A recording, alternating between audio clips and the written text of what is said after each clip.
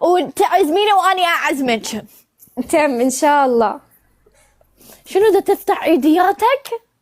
ايه سوينا انبوكسينج. اوه فاتك. شوفنا فاتت. ايه جانا حصان. اريد اعيش اللقطة. تخيلي جانا حصان هدية. ابو فتشي ويلكم. ابو فتشي ما اعرف الاسم يبو. هوازن هستور شوفني. لا انت مو من اهتماماتي. واي شنو يعني؟ هوازن كيف حالك؟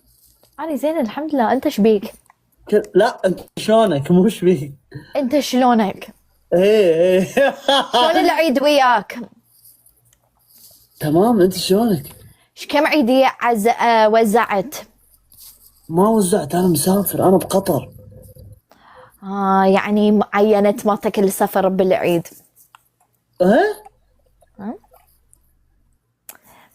كم عيدية وصلتك؟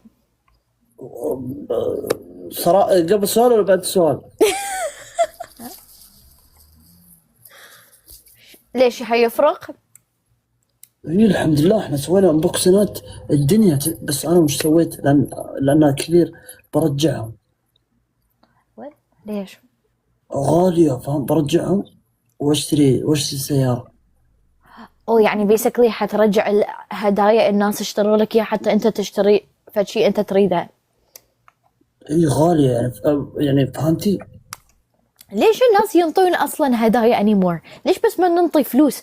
اذن هو شخص يختار هو شنو يريد يشتري اشياء بيه خير.